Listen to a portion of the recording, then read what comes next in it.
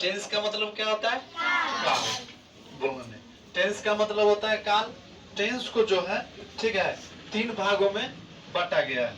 Tense को 3 भागों में बांटा गया है, ठीक है, जो कि पहला है प्रेजेंट टेंस, पास्ट टेंस और फ्यूचर टेंस। अब ये प्रेजेंट टेंस का मतलब होता है वर्तमान काल, पास्ट टेंस का मतलब होता है भूतकाल, फ्यूचर टेंस का मतलब होता है भविष्य काल। अब ये प्रेजेंट टेंस को 4 गो भेद, present indefinite, present imperfect, present perfect, present perfect continuous.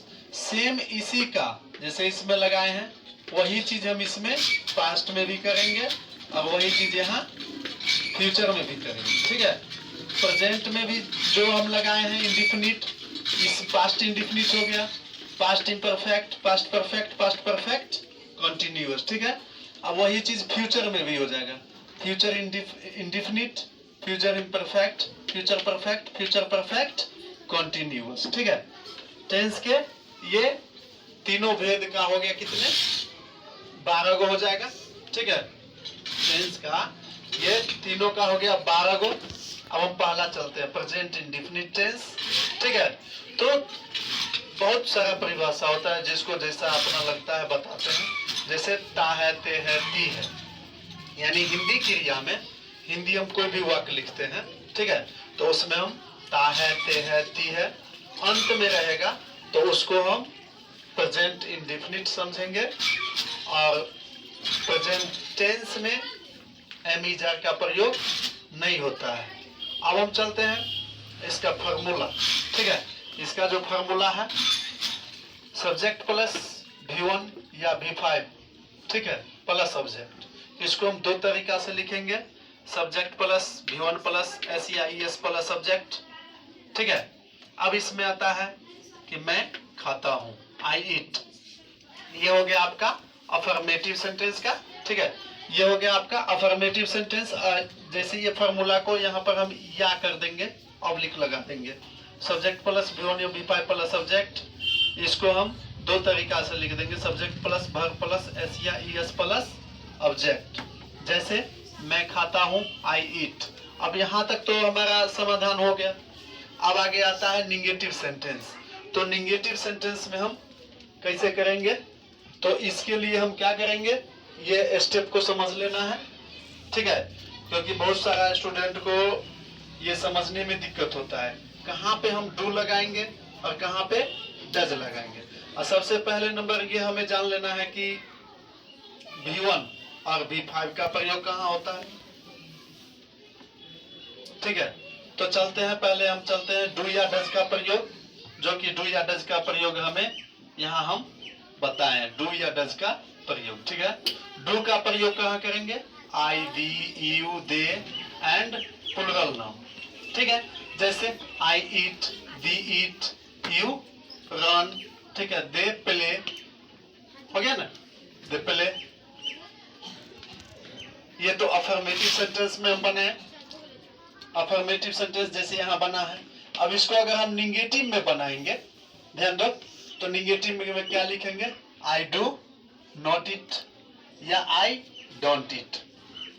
ध्यान दो, I do not eat या I don't eat। We do not eat, ध्यान दो, we do not play, we do not play यानी हम नहीं खेलते हैं। अब चलो, they do not run, वे नहीं दौड़ते हैं। अब प्लूरल में चलो, प्लूरल में आ जाएगा वी डू नॉट, बहुत सारा आता है, जैसे Ram and Shyam do not play, Ram और श्याम नहीं खेलते हैं। अब चलो, डू का प्रयोग आप समझ गए ना, कि आई के साथ हम डू, बी के साथ डू, यू के साथ डू और दे के साथ डू। और प्लूरल नाउन, प्लूरल नाउन आप लोग जानते होंगे। प्लूरल नाउन यानी एक से अधिक व्यक्तियों, वस्तुओं, स्थानों या जानवरों का बोध होता है, तो उसमें हम उसको क्या कहते हैं? प्लूरल कहते हैं, ठीक है। तो इनमें एक से अधिक आदमी, व्यक्ति, वस्तु, जानवर का बोध होगा तो उसको हम क्या कहेंगे? वो प्लूरल नाउन, प्लूरल नंबर, ठीक है। नंबर हम आप लोगों को पढ़ा चुके हैं। नंबर 2 प्रकार के होते हैं, singular number and plural number, ठीक है। तो नंबर आप समझ गए कि प्लूरल नंबर के साथ हम डू का प्रयोग करेंगे। अब आगे आता है डज का प्रयोग किसके किसके साथ करेंगे, ध्यान से यहाँ देखिएगा। तो ही सी इट, ध्यान दो, यहाँ समझना है आपको, ठीक है। यहाँ पे आप लोगों को समझना है कि he she it and singular noun के साथ हम डज का प्रयोग करेंगे। ही सी इट आप लोग जानते हैं ना, he she it, he she it और सिंगुलर नाउन। जैसे देखो हम बना देंगे कि वह नहीं रोती है, तो सी डज नॉट क्या weep, she does not weep, वह नहीं रोती है। हाँ? जैसे वह बाजार नहीं जाता है, तो he does not go to market, he does not go to market। अब चलो हम वही चीज डू डज बता दिए, अब आगे चलते हैं। डू डज के बाद वही फॉर्मूला हमारा यहाँ है दूसरा, ये ठीक है। सब्जेक्ट प्लस डू या does plus not plus V1 plus object. जैसे मैं नहीं खाता हूं, तो क्या हो जाएगा, आई डू नॉट ईट। मैं नहीं पढ़ता हूं, आई डू नॉट रीड। ध्यान से सुनो, मैं नहीं पढ़ता हूं तो आई डू नॉट रीड। अब चलो इसका हम क्या करेंगे, इंट्रोगेटिव सेंटेंस। इंट्रोगेटिव सेंटेंस ये है आपका अफर्मेटिव सेंटेंस, ठीक है। इंट्रोगेटिव सेंटेंस में क्या होता है कि ये जो डू डज है, ध्यान दीजिएगा, ये डू डज ये यहाँ पे आ जाता है शुरू में, ठीक है। तो इंट्रोगेटिव का फॉर्मूला हमारा डू या does plus subject plus V1 plus object. Do या does plus subject plus V1 plus object. इसको समझने की कोशिश कीजिएगा आप लोग, ठीक है। यहाँ पे डू या does plus subject plus V1 plus object, यानी V5 का प्रयोग हमें, ठीक है, V1 या V5 का प्रयोग पहला में यानी अफर्मेटिव सेंटेंस में ही होता है, ठीक है। बाद बाकी में ये डू डज आ गया तो यहाँ पे V1 आ गया, समझ रहे हैं। ये उठ के यहाँ आ गया तो यहाँ पे V1 आ गया, इसमें भी V1 आ गया। तो डू या does plus subject plus V1 plus object. क्या मैं खाता हूं, तो डू आई ईट, क्या होगा, डू आई ईट। उसके बाद डू या does plus subject plus not plus V1 plus object. क्या मैं नहीं खाता हूं, तो डू आई नॉट ईट।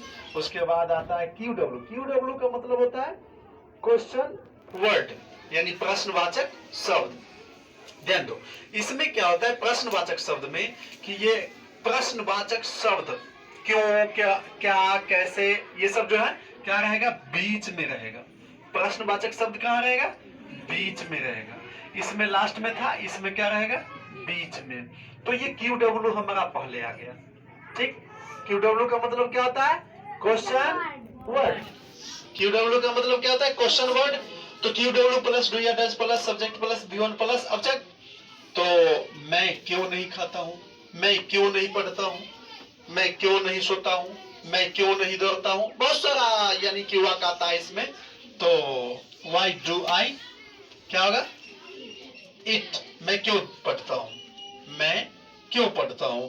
तो व्हाई डू आई क्या हो जाएगा, रीड, मैं क्यों पढ़ता हूं, व्हाई डू आई रीड।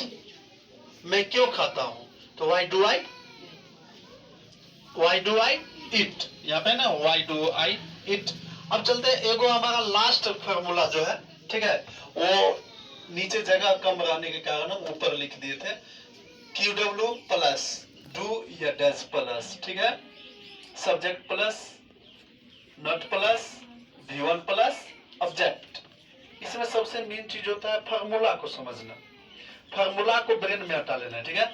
अब देखो QW प्लस डू या does plus not plus V1 plus object. मैं क्यों नहीं खाता हूं, मैं क्यों नहीं खाता हूं, तो हो जाएगा why do I not eat, why do I not eat.